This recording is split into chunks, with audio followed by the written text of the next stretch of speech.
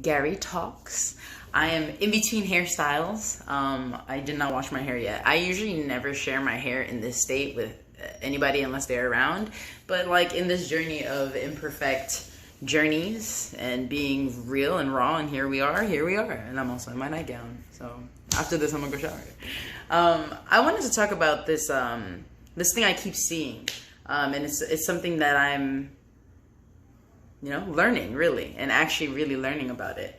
So I heard this quote by Carl Jung that I love, which is, until we make the unconscious conscious, it will direct our lives and we will call it fate, right?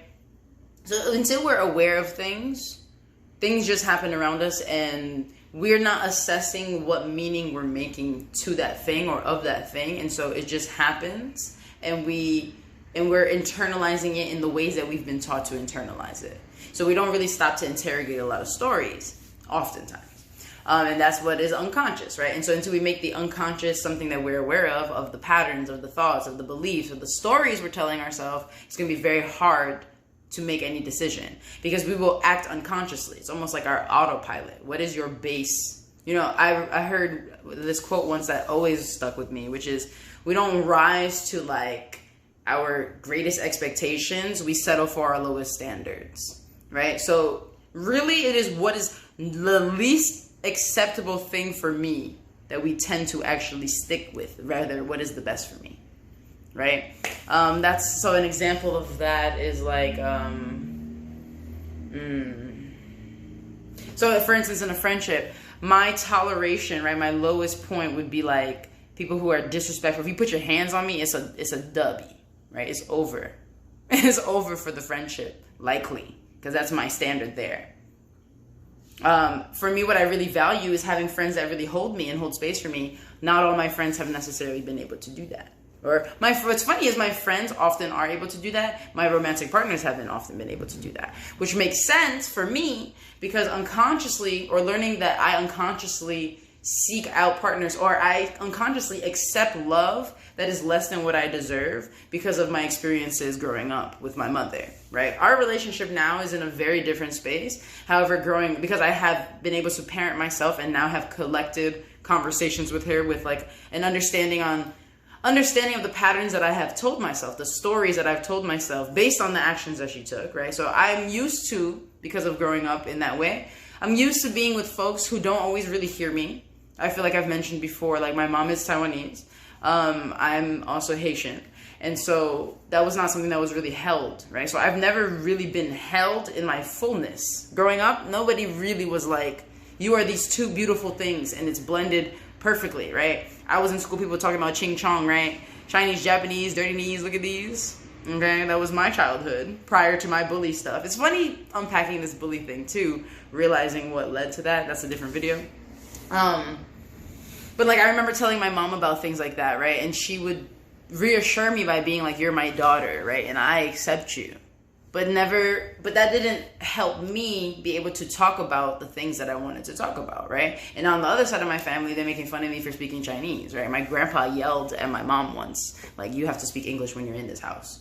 So, you know what I'm saying? Like, nobody was really there to hold those things, but I love my grandpa, I love my mom, I love my dad, who gave me the nickname Chingaling, right? So, point is, I learned to accept a lot of things that made me uncomfortable, that made me unhappy, for love, right? Because I love my parents. First of all, I depend on them. I'm not going to really go anywhere without them. And this is what, even if it made me unhappy, it made me uncomfortable, I still had to roll with it. We still had to keep going. Just like getting beat. I didn't like to get beat. No, and my mom would explain it to me, and still it felt like a violation on my body. And still I couldn't go anywhere, so I would stay with her, right?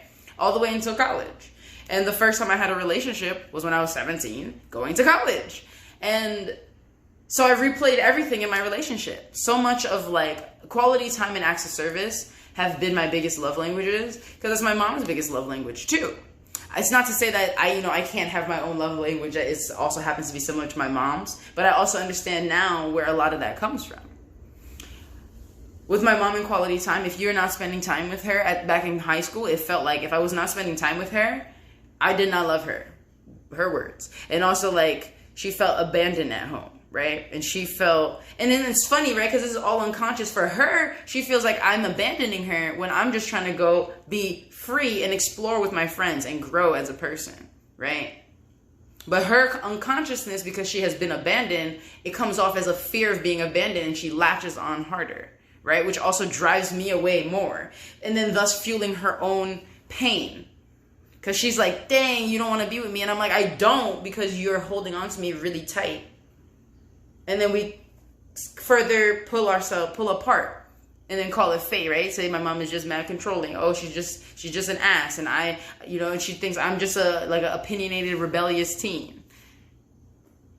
Because we're not trying to stop to assess the stories, how did we learn love? What does it mean for us when somebody goes away from us? When somebody says, I don't want to spend time with you right now, what does that mean? Why does that feel like the end of the world? So I've been thinking a lot about that, because I'm thinking about relationships, right? And people are talking about what you're willing to tolerate in relationships. Like, I tolerated a lot of shit in my relationship. And my partner, my ex, also tolerated a lot of shit with me. Because clearly we've been taught to tolerate grand transgressions, especially against our bodies, right? Like, where we didn't necessarily even feel like, I don't want to get into nitty-gritty details of stories, because I'm still figuring out how exactly, what role does the story itself play in storytelling, right? Because it's also other people's business. You don't want to, people's information is powerful to have that. So I'm still thinking through that. But we've had a lot of examples where we've made decisions to continue our partnership, to continue to be with each other, to continue to pretend to build this partnership, right? And it's not pretending because we really were trying, but it was really hard because our bodies were screaming in these ways. Like, no, red flags, or no, I don't want to do this right now. And instead of honoring that feeling, it's like, this thing though, I don't want to lose this person, this relationship, because it gives me so much. And that just really resonates as I really sit here and think a lot about attachment styles. I think about myself. I think about how I've really sought love and validation through being useful, through being helpful to people. That's why I always put myself last. I'm the last person to leave a party. In the past, I've been the last person to leave a gathering. Not a party everybody go to turn up, but if it's a gathering at somebody's house, a house party, dinner, I will always stay till the end to help out, to clean up. Right? I will always offer to drive people home, even if I'm exhausted, or even if I'm entirely out of the way, because it's because I truly care, right? I really do care. And also, I could go home, right? And then often it's crazy to feel sometimes like I'm abandoning somebody when I'm not there for them. For instance, with my situation with my uncle, I work with my uncle who owns a body shop. And I've been doing I've been doing that for a while, because at a time when I wasn't working formally and I didn't have different little ventures here and there and projects, I didn't have any money, and so he offered me a part-time position to help out, and also it was a good place for me to practice my Mandarin, and also helpful for me to get the car, right? All of these things. So I helped him out. And it's a very, very small task, right? I don't really have to do much there, and I get paid pretty well, and there's a lot of benefits, and he feeds me, right? All really great things. And also, every time I go there, I'm not fulfilled. I'm unhappy to go. I drag my feet to go, which ends up with me being late because I don't want to be there. So I'm like, ugh, and then I go there. And when I'm there, I'm not happy. There's nothing about this that is helping me flourish into the person that I'm trying to become, that I am becoming. And obviously everything is part of your journey, yes. And also, this is not really a part of my journey any longer. And so the part of the journey now is to say, I don't want to be here. And realizing I felt so pressed and scared to say, I don't want to work for you anymore. Even though I'm not being mean, I'm being honest. I do not want to work here any longer. But I was worried about what my mom would say, right? He's a family friend. I would worry about him, who's going to do this for him? He needs my help. And it's this feeling of they need my help though. Or I'm not doing anything. So yeah, I can. I've been the queen of that. King of that. I don't non-binary terms. The lord of that. I'll hang out with you because I'm not doing anything. That's like, yeah, why not? But I am doing stuff. I'm doing me. I'm chilling right now. Like, today is a day for me. And, like, it's funny because if somebody needed me, I'd be like, oh, yeah, I'll be, like, in the past. Yeah, I'll be there. It's cool. No. I am going to be with myself today. And that is a day that's as valid as if I had a day full of meetings, as a day full of engagements. Even if I didn't do not one thing today, if I said that today is for me, I'm allowed to do that. For a long time, I have not been able to do that. And also understanding the unconscious story that comes from watching a single mother grow up. Just like, you got to do everything on your own. You got to figure it out. And you always have to be at the beck and call of somebody who needs you, because that's what it means to show love. That's what I was really taught, like, unconsciously and consciously. And it's really so powerful to really come to awareness of that and being like, am I help? Because it's not to say you can't help, right? Am I helping right now? Am I helping? Am I giving from an empty cup? Am I pouring from an empty cup? That's the first question I ask myself now. Because I notice if I feel irritated about helping somebody out, it's probably because I haven't been filling my cup.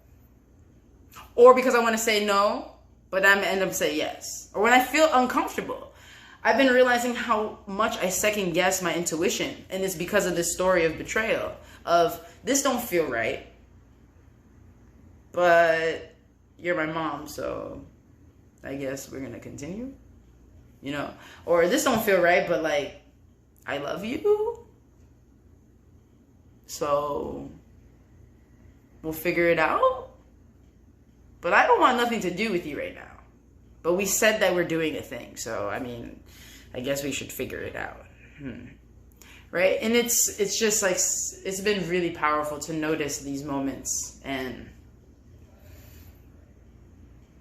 it's hard. It's hard. Like, when I realize, because I overthink a lot, and because I've been, you know, my intuition's been fucked with, and, like, I'm reconnecting with it. It's funny because I'm playing and just, like, touching my tarot cards because I just came from tarot class. But it's been really cool to reconnect with my intuition and realize it really is that first voice that says a thing. It really is just the first thought.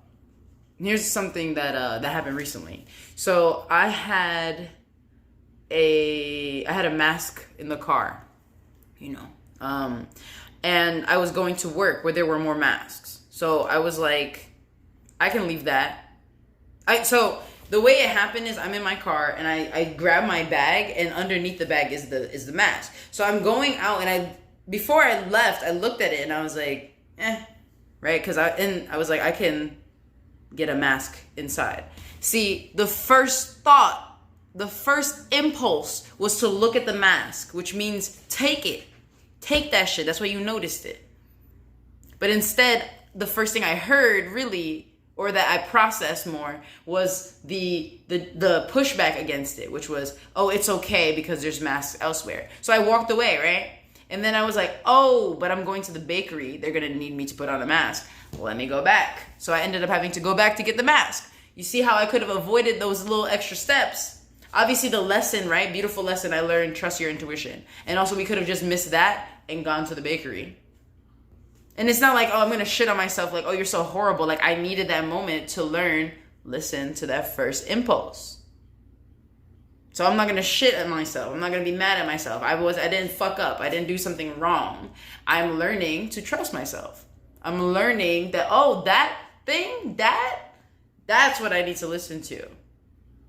And also noticing, oh, wow, these are also the ways that I block myself and deter myself from listening to myself. Or I heal myself. And this is the voice that I have built to challenge my intuition. And it's just really cool to learn that. And it's tough because sometimes I'm like, am I messing up? Like, right? Because I end up thinking so hard. And I'm like, much like tarot, what I've learned is like, let the card guide you, right? Let the story of the card be what it is, right? Let it tell you what is up, and you can interpret it based on the story, right? The cards are clear. The colors are warm, right? Strength is the name. This is strong. There's a lion. It's connected, right? There's like mountains in the back. They're grounded, you know? There's flowers.